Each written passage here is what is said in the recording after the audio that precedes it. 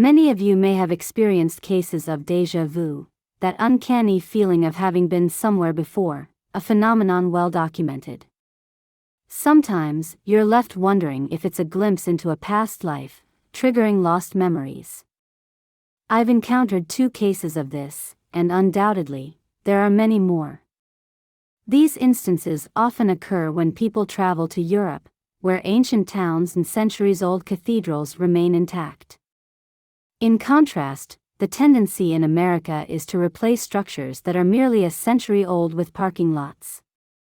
In Europe, one can stroll down streets that have existed for hundreds of years and enter cathedrals that have stood for 7, 8, or even 1,000 years.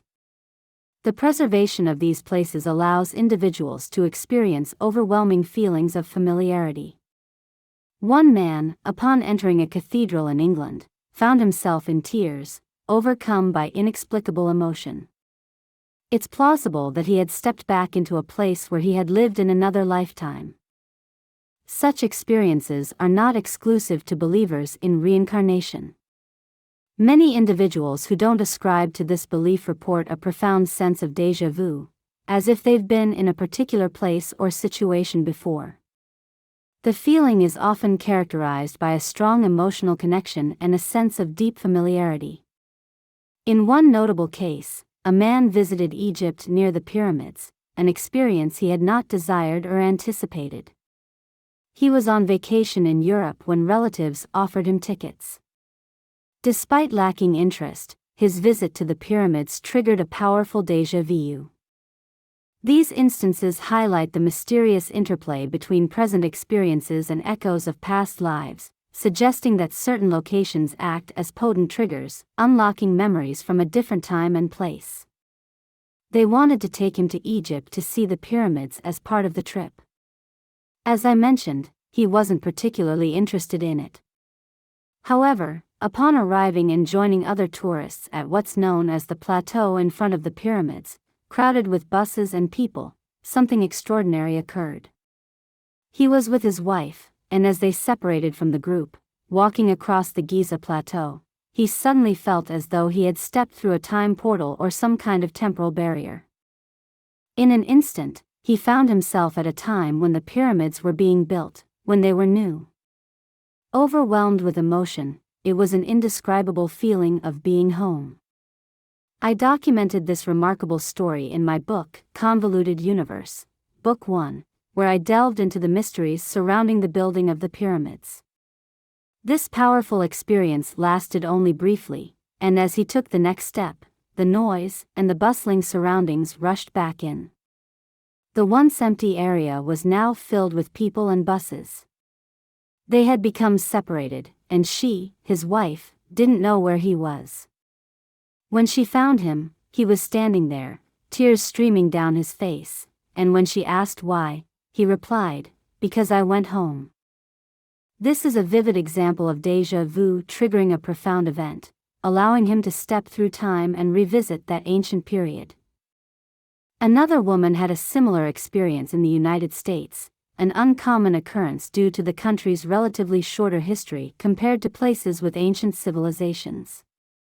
It happened in Fort Smith, Arkansas, about 50 miles from where she lived.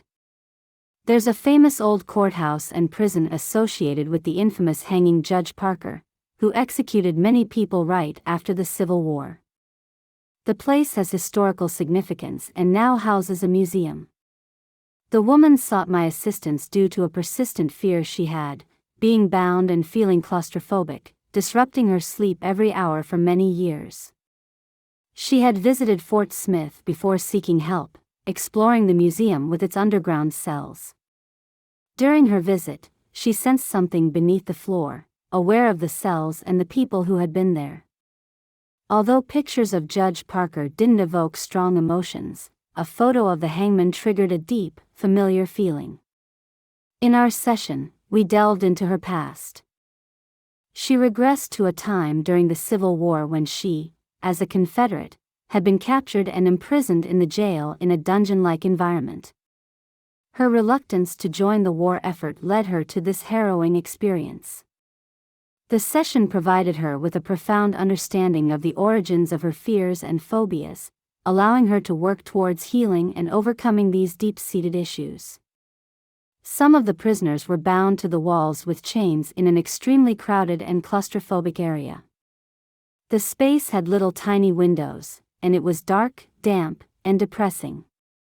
The fear among these individuals was heightened because many were hanged without any proper trial. They were all crammed into the area underneath, making it impossible to sleep in such close quarters. Some were chained to the walls with only a few cuts, surrounded by numerous people. The raw fear persisted throughout the night, as they all anticipated something dreadful happening. They were all terrified, preventing any possibility of sleep. The next day, many were taken out and hanged, including the woman from the session. In revisiting this past life through regression, the strong feeling of déjà vu emerged as she recognized the cells beneath the building. The subconscious used this memory to convey a powerful message: she no longer needed to follow the pack. Just because everyone else was doing something didn't mean she had to conform. She could be her own person, standing up for what she believed in and what she wanted to do. The purpose of bringing back this memory during the session was to tell her that she didn't have to conform to societal expectations. She could assert herself and make choices aligned with her beliefs. This advice was particularly relevant to her current life, where she found herself not standing up for her individuality but instead following the desires of others. These were two cases of déjà vu, illustrating the depth and complexity of past life regressions. Such memories resurface to address current life challenges and guide individuals toward personal growth and empowerment. Many people share unique and sometimes unbelievable stories, seeking understanding in a non-judgmental space. The exploration of these experiences continues to uncover new perspectives and theories, emphasizing that the mysteries are far from fully understood. Let me take you through another intriguing case that unfolded during my sessions. A woman sought my help because she had lost her sense of smell since childhood, and we delved into the past to uncover the mystery behind it. In a regression, she revisited a lifetime where she was a healer, a common role in the olden days. Back then, every village had its granny woman, witches, and individuals who worked with oils, herbs, and tribes with their shamans and medicine men. However, these healers often faced persecution, being burned at the stake or hung due to a fear that they possessed the power to cause harm. In her past life, this woman lived as one of these revered healers in a village. Settled in the woods, she collected herbs and roots, creating potions that attracted a constant stream of people seeking her remedies. Despite the festive atmosphere, the constant boiling of pots filled with various ingredients wearied her. When she transitioned out of that life, she expressed relief, distancing herself from the healing practice. Years later in her current life, she exhibited a disinterest in metaphysical knowledge, herbs, and oils, despite an inner knowing of her affinity for them. The underlying reason traced back to the fear embedded in her subconscious from the past life where such knowledge led to persecution. Even though the threat no longer existed, the fear persisted, hindering her pursuit of her true interests. My task became unraveling this deep-seated fear to enable her to embrace her passions without reservation. This woman's perspective shifted when, at around 5 years old, her grandmother visited. The grandmother, familiar with natural remedies from the old times, was preparing a potion on the stove for some of the children with colds. Despite the familiar smell of the ingredients, the woman's aversion to her past life's experiences resurfaced. Through our sessions, we worked on dispelling the fear, allowing her to confront and embrace her innate connection to the healing arts, unshackling her from the inhibitions rooted in a distant past. My grandmother frequently used camphor for its effectiveness against sore throats and colds. However, this woman's grandmother was preparing something on the stove that involved boiling pots and pervasive smells. As the smells permeated the house, the little girl lost her sense of smell.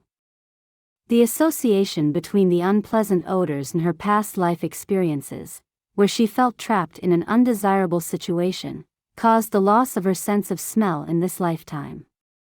To address this issue, I engaged in extensive work with her subconscious memories.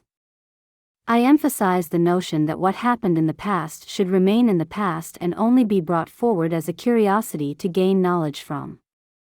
These experiences don't belong with the current body and personality. Once the subconscious recognized this, it agreed that there was no need to carry over the sense of smell loss into this life.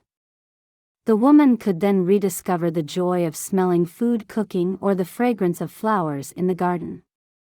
In some cases, the root causes of health issues might not align with conventional medical explanations. There's often a deeper layer that our usual reasoning minds cannot fully comprehend. Now, let me share a few cases related to asthma that I've encountered. Asthma, in many instances, can be traced back to past lives where individuals experienced suffocation or issues with their lungs, such as in sandstorms or during events that restricted their breathing. The traumatic nature of these past life experiences sometimes leaves a residual impact that manifests as asthma in the present life. It's not always necessary, but it can create physical challenges. In another case involving a doctor who became a close friend, he had asthma that seemed to be rooted in a past life experience of suffocation. I often turn to him for medical insights as he has been a valuable resource in my research, blending medical knowledge with the concepts of reincarnation and past life regression. This collaboration has provided a unique perspective on the intricate connections between our current health and experiences from previous lives. My medical consultant initially approached me seeking relief from asthma. Dissatisfied with inhalators due to concerns about dependency, he suspected a connection to past lives and wished to explore its root cause for a safer resolution. In regression, he revisited a past life as a native captured and forced into asbestos mines, particularly by the French in Africa. The harsh conditions and exposure to asbestos caused respiratory issues, with many miners succumbing to bleeding and death. Witnessing this grim fate, he eventually noticed the symptoms manifesting in his own body. In a cultural context where suicide was acceptable in desperate situations, he drove a stake into his right shoulder, ending his life to escape the mines. The subconscious revealed that the past life trauma was resurfacing during stressful situations, causing asthma symptoms in his present life. Engaging with the subconscious, I emphasized the irrelevance of this past life experience to his current body. The subconscious agreed to release the trauma, recognizing its lack of necessity in the present life. As he woke from the session, he recalled occasional pains between his shoulder and chest, precisely where he had driven the stake. Over the years, I maintained a connection with this man, occasionally meeting at conferences. On one such occasion, he mentioned, almost oblivious, that he used to have asthma. The condition had dissipated to the point where he no longer noticed it, providing tangible proof that these issues can be resolved when their relevance diminishes. Many people I encounter experience profound sadness, as if they are carrying a heavy burden. The stories behind these emotional burdens often trace back to past lives, and by addressing them, individuals can find relief and healing. They say, "I don't belong here. I'm not from here. I don't want to be here. I don't like the violence here. I'm just very sad and depressed."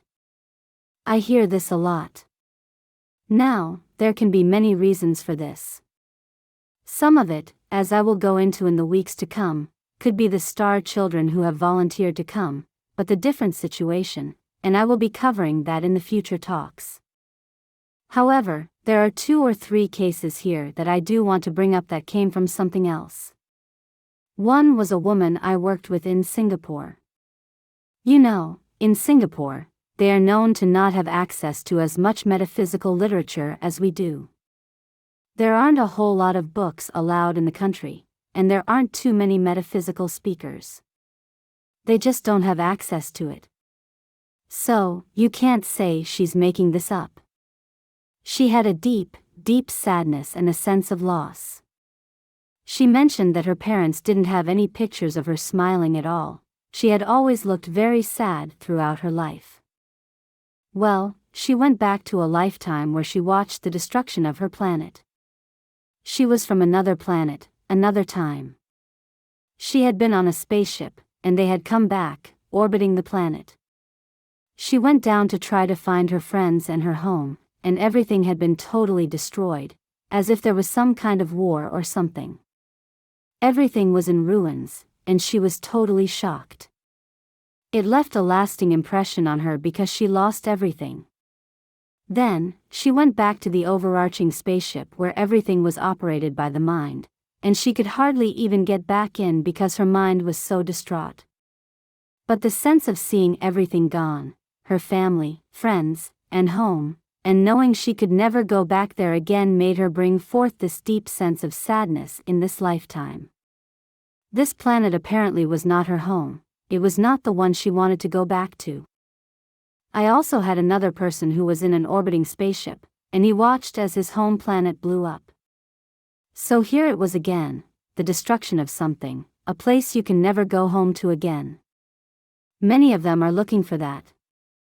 They say, I want to go home, but I don't know where home is. I just know it's not here.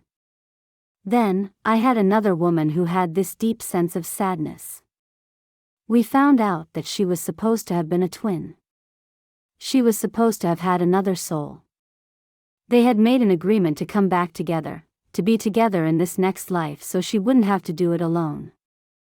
Many times, people make these agreements and come back with others, creating a great feeling of wanting to be together. However, as they got ready to come, the other soul changed its mind and decided it didn't want to come this time. Unfortunately, it was too late. The one I was speaking to was already on the return visit, inside the body, and being born.